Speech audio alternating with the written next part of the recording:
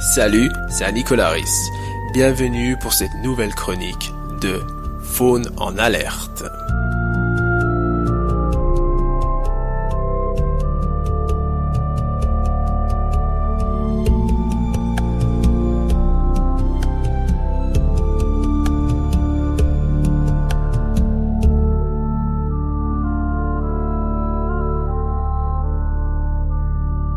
Le vol empoisonné.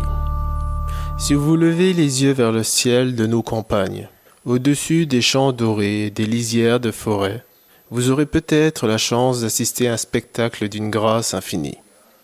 Un ballet aérien mené par un souverain incontesté des cieux européens, le Milan Royal. Avec son plumage flamboyant, aux teintes de rouille, sa tête presque blanche et surtout, sa longue queue rousse et profondément échancrée, il est reconnaissable entre tous.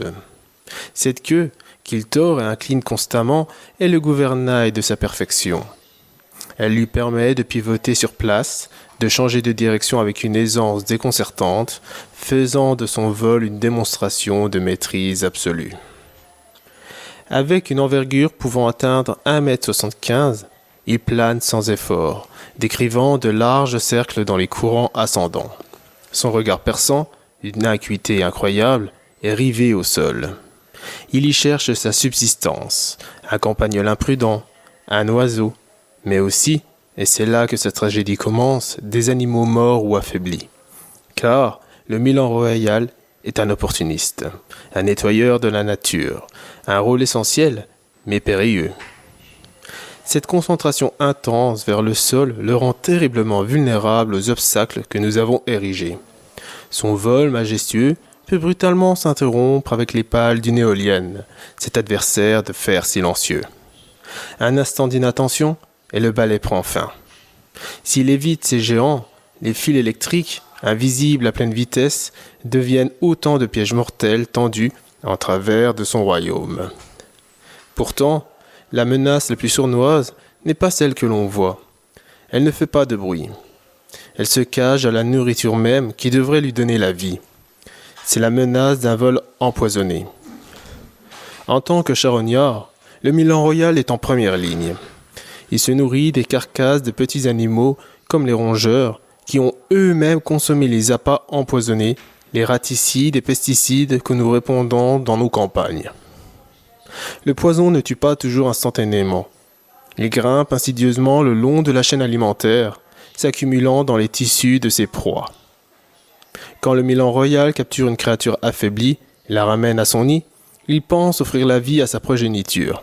En réalité, il leur sert la mort à petit feu. Les jeunes, plus fragiles, succombent à des hémorragies internes, victimes d'un repas qui aurait dû les fortifier.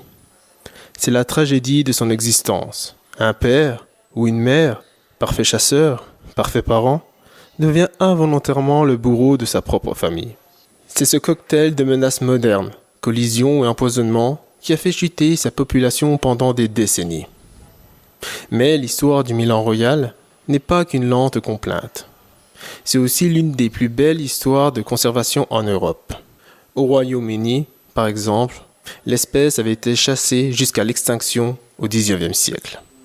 Grâce à des programmes de réintroduction déterminés, menés par des passionnés, le Milan Royal est revenu. D'une poignée d'oiseaux, la population britannique compte aujourd'hui des milliers de couples. Ce retour spectaculaire est la preuve directe que les efforts de conservation portent leurs fruits. La lutte contre les empoisonnements, la sécurisation des lignes électriques et la recherche de meilleures implantations pour les parcs éoliens sont autant d'actions qui, jour après jour, sauvent des vies. Cette description est donc celle d'une reconquête, fragile mais réelle. Le combat n'est pas terminé. Le poison reste la première cause de mortalité non naturelle pour cet oiseau. Notre conscience et nos actes sont plus que jamais nécessaires pour que ce vol empoisonné ne soit plus qu'un mauvais souvenir. En protégeant le Milan Royal, nous ne savons pas seulement un oiseau. Nous sauvons l'acrobate de nos cieux, le nettoyeur de nos campagnes, et le symbole d'une nature résiliente qui ne demande qu'à vivre en paix avec nous. C'est notre responsabilité de garantir que son vol reste un ballet de liberté, et non une danse perpétuelle avec la mort.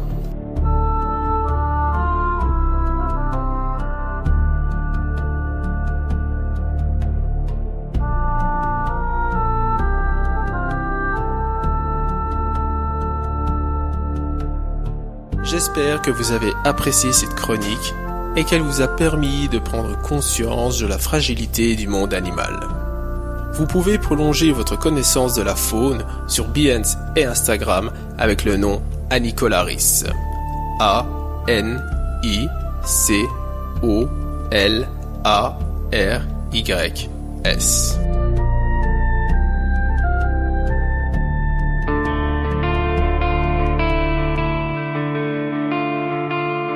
Ciel d'Europe, mon royaume, que fourchu comme un gouvernail, je dessine des psaumes contre le vent et la mitraille. Plumage de feu et de rouille, un roi qui plane en silence sur la terre qui se débrouille. Et je commence ma danse, mais sous mon aile de roi se cache une indiscernable loi.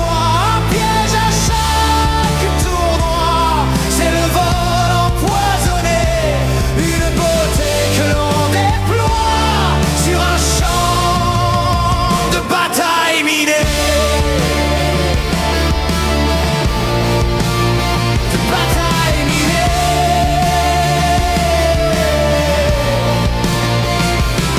L'œil rivé sur la plaine, j'oublie les géants de fer, leur pâle qui me déchaîne, une rencontre avec l'enfer, les fils tendus dans le vide, autre piège à l'horizon, ma chasse devient suicide dans cette étrange saison, car sous mon aile de roi se cache une indiscernable loi, un piège à chaque tournoi, c'est le vol empoisonné, une beauté que l'on déploie sur un champ de bataille miné.